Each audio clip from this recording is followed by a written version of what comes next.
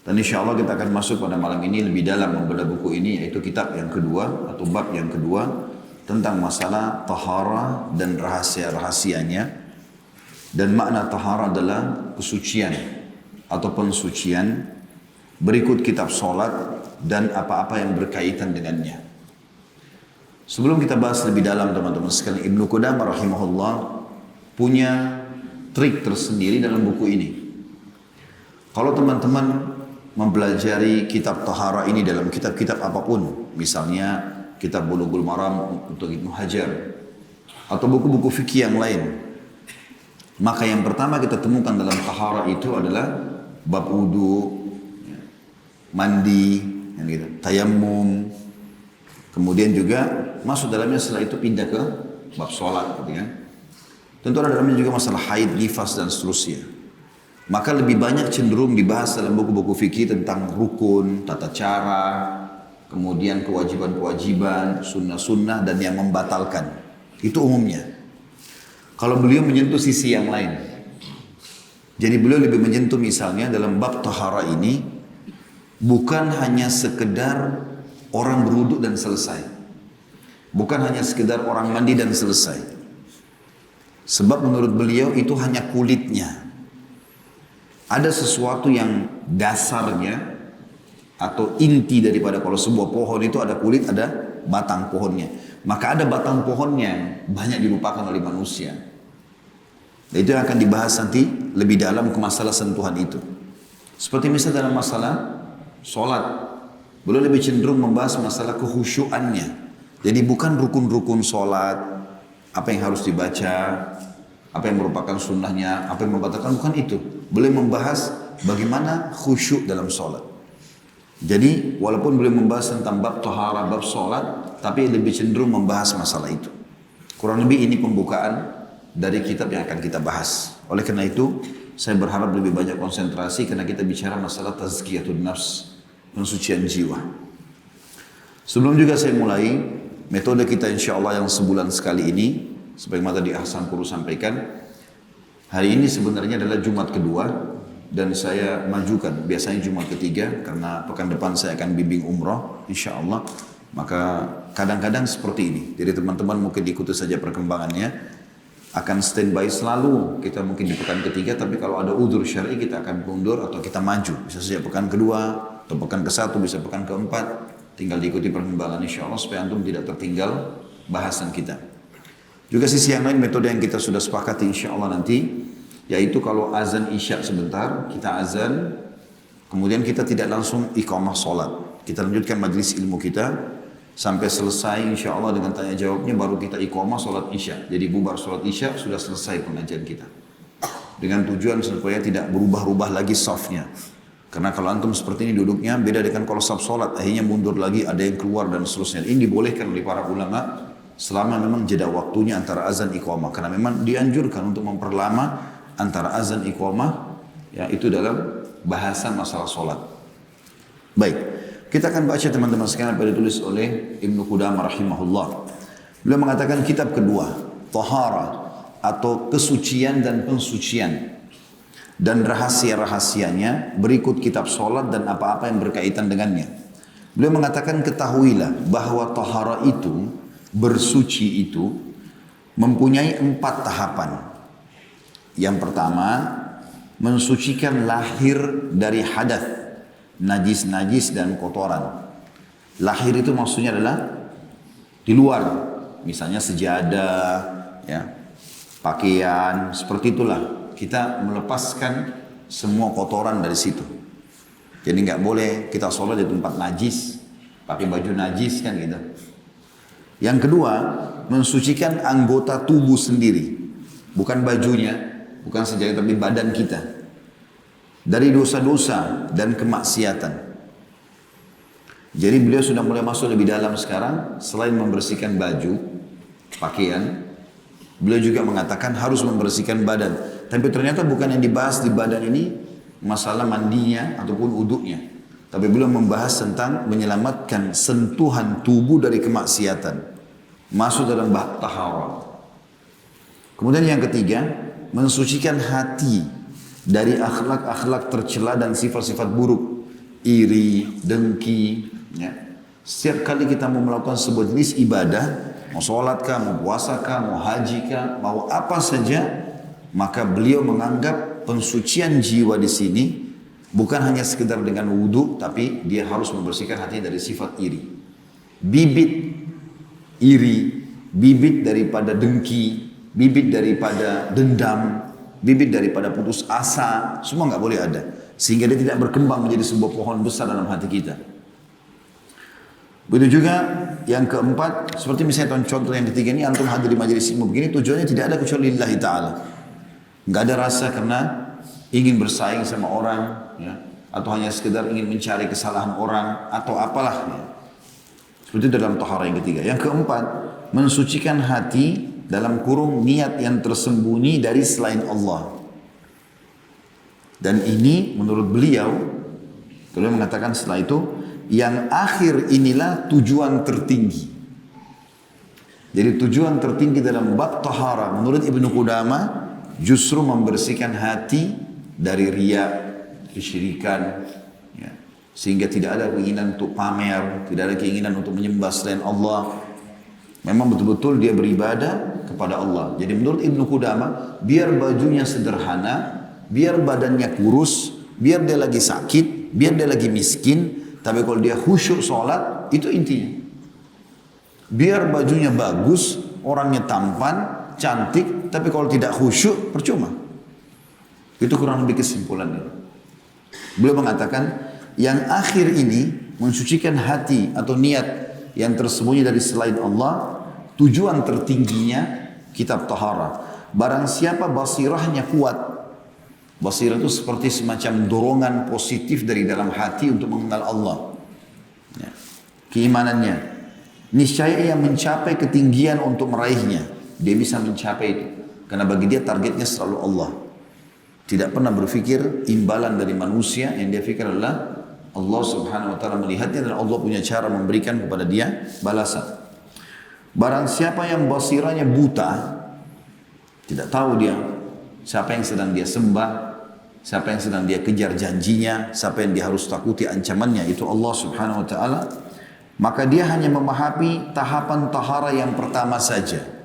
Kerjanya cuma sibuk, bersihkan baju dari najis, bersihkan tempat dari najis, tapi tidak pernah fikir masalah kehusyuan sholatnya, bagaimana dia menikmati setiap tetesan air wudhunya menjatuhkan dosa-dosanya, nggak ada itu. Anda bisa melihatnya menghabiskan kebanyakan waktunya yang mulia hanya untuk beristinja, bersihkan diri dengan air saja, dan mencuci baju secara berlebih-lebihan, karena dia mengira, tanda kutip, padahal itu hanyalah was-was dan kurangnya ilmu, bahwa tahara yang dituntut hanyalah tahara seperti ini. Dia berpikir bahwasanya yang Allah suruh dia bersuci itu hanya wudu, hanya mandi, hanya baju bersih. Dia nggak pikir yang lainnya. Dia tidak mengetahui dia tidak mengetahui sirah atau sejarah orang-orang terdahulu yang menghabiskan waktu mereka dalam rangka mensucikan hati dan bersikap gampang dalam urusan lahir.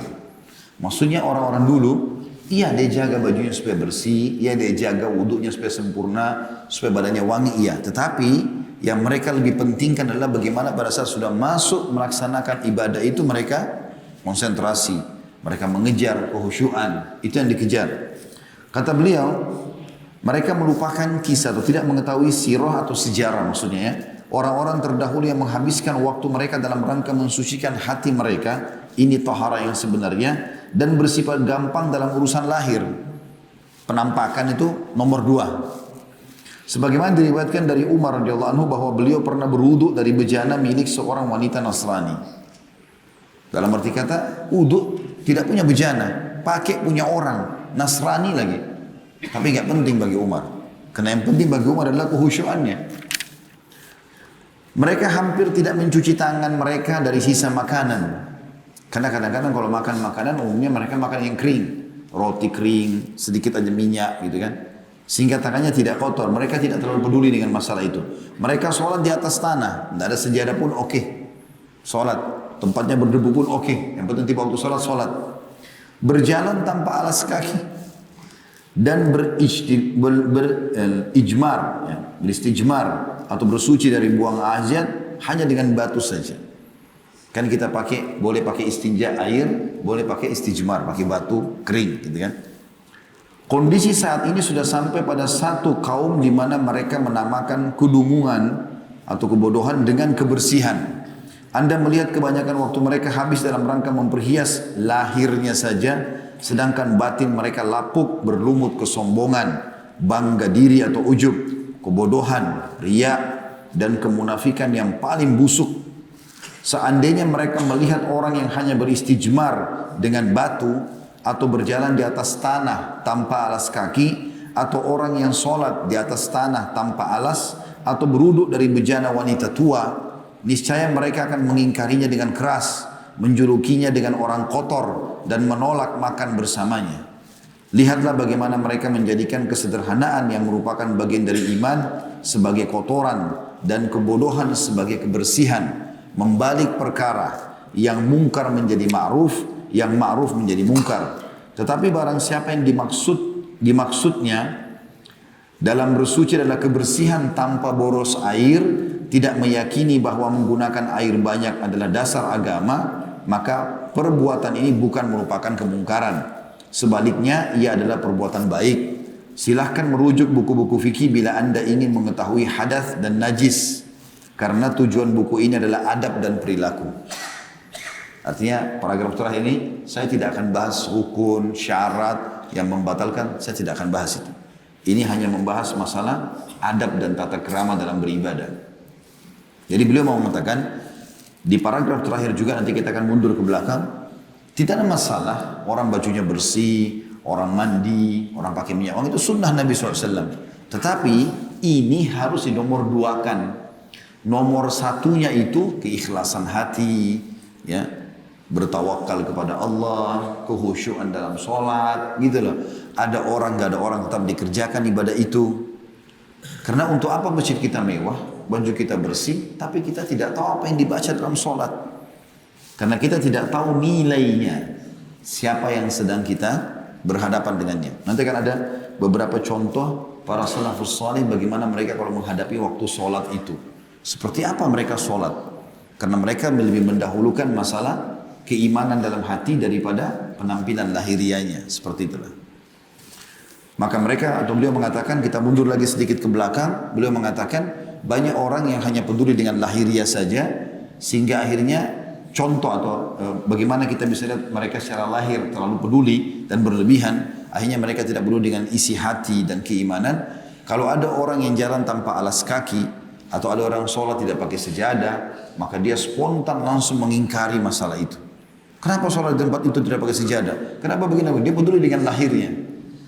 Padahal sebenarnya dalam agama bukan itu yang penting. Yang penting adalah orang ini khusyuk atau tidak. Dia wudunya benar atau tidak. Itu tambahan. Gitu kan? Nabi SAW pernah sholat di atas tanah. Para salafus sholat di atas tanah. Bahkan Nabi SAW mengatakan, Innama ju'ilal liya ardi masjidan wa tahura. Allah telah jadikan untuk bumi ini semuanya masjid dan suci. Tiba sholat, kita sholat di atas batu pun kita sholat, di jalanan kita sholat. Tidak ada urusannya. Ada sejadah, nggak ada sejadah. Bahkan pernah Mu'adz bin Jabal radhiyallahu anhu, salah satu Mu'adz atau Mus'ab radhiyallahu anhu, ini salah satunya, saya lupa namanya, tapi salah satu dari dua sahabat ini. Kalau saya ingat saya Mu'adz bin Jabal radhiyallahu anhu, beliau lagi sujud, dan pada saat bangun penuh dengan debu, karena di zaman Nabi SAW belum ada keramik, belum ada karpet, tanah semua. Kebetulan melengket debu-debu itu di dahinya dan beliau salam, habis salam beliau hapus. Apa kata Nabi SAW? Jangan kau hapus, hai Mu'adz. Sesungguhnya debu-debu itu bersamanya rahmat Allah. Pemahamannya seperti apa itu? Artinya bukan masalah itu, bukan kotor, suci itu. Dan kau baru saja beribadah. Ada sesuatu yang baik di situ. Seperti itu dalam memahaminya. Ada subjudul yang lain belum mengangkat kotoran. Kata beliau, menghilangkan kotoran terbagi menjadi dua. Yang pertama kotoran yang patut dibersihkan, seperti kotoran dan noda yang berkumpul di kepala. Dianjurkan dibersihkan dengan mandi, menyisir dan memakai krim pembersih untuk menghilangkan kusut. Demikian pula kotoran yang terkumpul pada telinga dan hidung, semua itu patut dibersihkan. Secara hukum fikih begitu. Makanya kita wudu, basuh kepala, ya, membersihkan hidung, membersihkan kuping. Ini bagian daripada syariat juga. Dianjurkan pula bersiwak dan berkumur untuk menghilangkan kotoran yang menempel pada lidah dan gigi. Demikian pula kotoran di sela-sela lipatan jari tangan, kotoran yang mengumpul di seluruh badan akibat keringat dan debu jalanan. Mandi bisa menghilangkan semua itu. Boleh masuk tempat pemandian. Tentu di sini saya perlu jelaskan ya. Tempat pemandian yang dimaksud di sini, di zaman beliau Ibnu Qudamah ini ratusan tahun yang lalu ini. Zaman sekarang mungkin sebagian negara saja ada. Zaman dulu tuh karena orang tidak punya kamar mandi dalam rumah, mereka biasa mandi pergi ke padang pasir, pergi kemana-mana, maka ada sebagian orang buka pemandian umum. Tetapi untuk laki-laki, laki-laki semuanya, perempuan semua, tidak dicampur aduk kayak kolam renang kita sekarang. Dan itu biasanya kamar-kamar mandi ini dipakai, ya, umumnya dipakai di musim dingin. Karena mereka siapkan air hangat, maka orang mandi masing-masing, gitu kan. Maka beliau membahas di masanya beliau mengatakan boleh masuk tempat pemandian. Pemandian di sini bukan kolam renang sekali lagi. Jenis pemandian di zaman beliau masih hidup. Laki-laki sendiri semuanya. Lalu mengatakan karena ia bisa menghilangkan kotoran sebersih-bersihnya. Karena para sahabat Rasulullah SAW juga memasukinya. Akan tetapi siapa yang masuk hendaknya menjaga auratnya agar tidak dilihat oleh orang lain dan tersentuh olehnya, maksudnya oleh orang lain. Berarti di sini, walaupun orang harus masuk pemandian umum, ya, beliau bahas begitu, maka ada sisi keimanan yang harus difahami. Yaitu tidak boleh terlihat auratnya oleh orang lain. Ya, orang sekarang masuk di spa, masuk di apalah ya, yang zaman sekarang mungkin untuk membersihkan diri, merawat diri dengan alasan, tapi dia sudah tidak punya malu pada saat masuk akhirnya harus membuka auratnya. Sementara membuka aurat ini walaupun di depan sesama jenis tidak boleh. Sesama jenis pun tidak boleh. Laki-laki sama laki-laki tidak boleh telanjang sama-sama. Perempuan sama perempuan tidak boleh. Kata Nabi SAW dalam sebuah hadis yang sahih, janganlah laki-laki satu sarung dengan laki-laki yang lain. Dan jangan perempuan satu sarung dengan perempuan yang lainnya. Ini semua untuk menutup pintu-pintu homoseksual, lesbian, dan juga yang lainnya. Kata beliau, orang yang masuk patut mengingat panasnya api neraka saat merasakan kehangatannya. Karena kan tadi saya bilang pemandian itu pakai air hangat. Jadi beliau bilang kalau orang mukmin itu dia masuk ke sebuah fasilitas yang dia sedang lakukan, kan mandi bagian daripada syariat, boleh. Tapi kalau dia sedang mandi, maka dia harus hubungkan dengan keimanannya. Gak boleh begitu saja dia mandi. Misal dia mandi air hangat, maka di sini kata beliau harusnya dia mengingat panasnya api neraka saat merasakan kehangatannya. Karena pemikiran seorang mukmin selalu berkelana menjelajahi segala sesuatu dari perkara dunia. Lalu dengannya dia mengingat akhirat. Sebab yang mendominasi seorang mukmin adalah perkara akhirat. Seumpama rembesan setiap bejana menunjukkan isinya. Perhatikanlah, seandainya sebuah tempat yang ramai dimasuki oleh tukang kain, tukang kayu, tukang bangunan, dan tukang tenun. Kamu melihat tukang kain, misalnya kalau pasar, pedagang kain, pada saat masuk pasar, maka dia akan memperhatikan kain-kain. Juga memperhatikan harganya. Tukang tenun melihat kepada tenunan kain. Tukang kayu melihat ke atap rumah. Dan tukang bangunan melihat kepada tembok atau ke tembok. Demikian pula seorang mukmin, bila dia melihat kegelapan, maka dia teringat kegelapan alam kubur. Bila dia mendengar suara yang menakutkan, maka dia teringat tiupan sangkakala. Bila melihat kenikmatan, dia teringat kenikmatan surga. Bila melihat siksa, maka dia teringat azab neraka. Jadi maksudnya, apa yang sedang kau hadapi ini jangan hanya lewat begitu saja. Jadikan semuanya ada hubungannya dengan masalah keimananmu. Walaupun itu sifatnya sunnah yang sedang kau lakukan. Jadi kalau kita lagi makan makanan enak, kita pada saat itu dianjurkan oleh Ibnu Qudamah rahimahullah untuk membayangkan kenikmatan surga. Sehingga kenikmatan ini dari kecil. Dan kita termotivasi untuk mengejar yang di sana. Tentu butuh ilmu ya. Dibaca misalnya kita suka makanan. Makanan kan setiap hari kita makan. Coba cari tulisan-tulisan yang berhubungan dengan masalah makanan-makanan dan minuman ahli surga misalnya. Gitu kan? Seperti itu. Atau kita lagi kebetulan di rumah mati lampu gelap. Pada saat itu jadikan momen itu, momen mengingat bagaimana kalau kita di kuburan dan gelap sendirian. Seperti itulah. Pada saat kita lagi takut, kena ada mau serangan musuh, atau ada suatu kejadian misalnya, kita bayangkan bagaimana kalau terjadi pada hari kiamat nanti. Ya.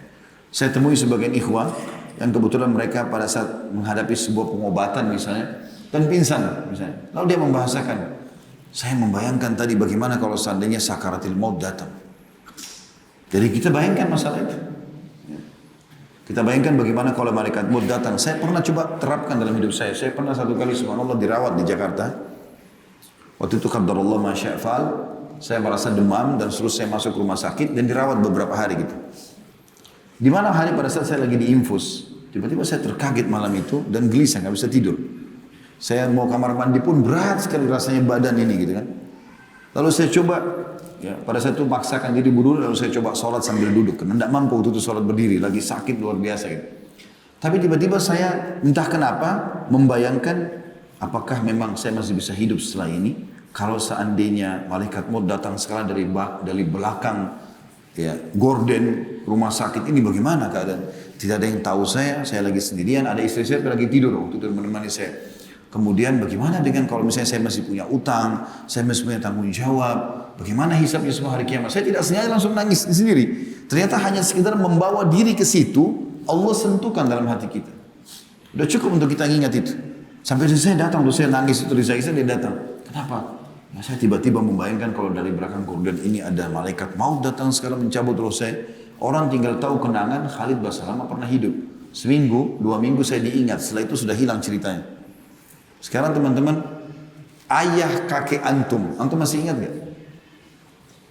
Atau kakeknya kakek kita?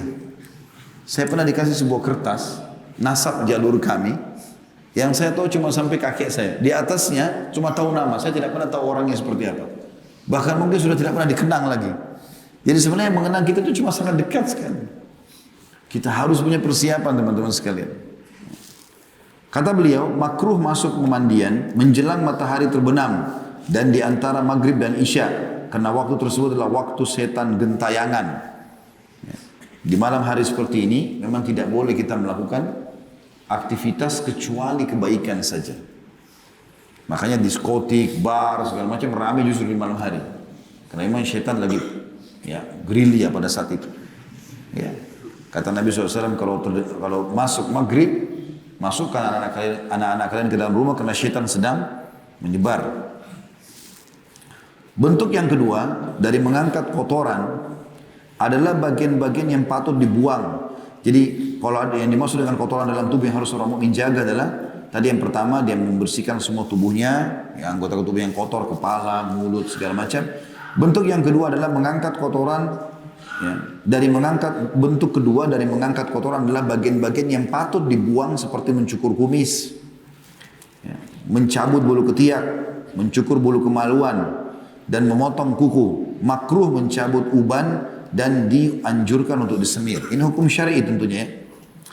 Jadi yang dimaksud dengan mencukur kumis bagi laki-laki ada 2 pendapat ulama. Pendapat pertama mengatakan dirapikan sehingga tidak menutupi garis bibir. Pendapat kedua mengatakan dicukur habis.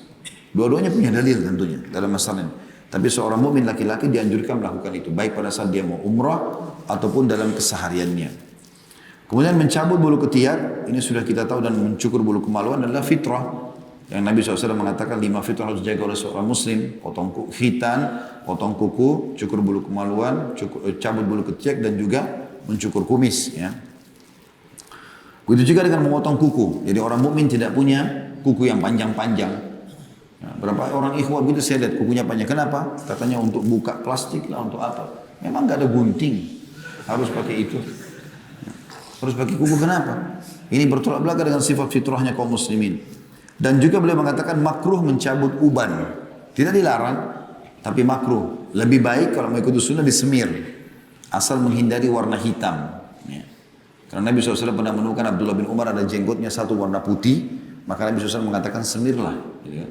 Asal jauhi warna hitam. Itu juga dengan Abi Quhafah radhiyallahu anhu, ayah Abu Bakar di pembebasan kota Mekah pada saat masuk Islam, semua rambutnya putih, alisnya putih, jenggotnya putih. Lalu Nabi SAW mengatakan pulangkan dia kepada salah satu istrinya agar menyemir rambutnya dan hindarilah warna hitam. Kata beliau, tahapan tahara lainnya akan hadir di bagian seperempat yang membinasakan dan juga yang menyelamatkan insya Allah. Sudah ada bahasan nanti ke depannya.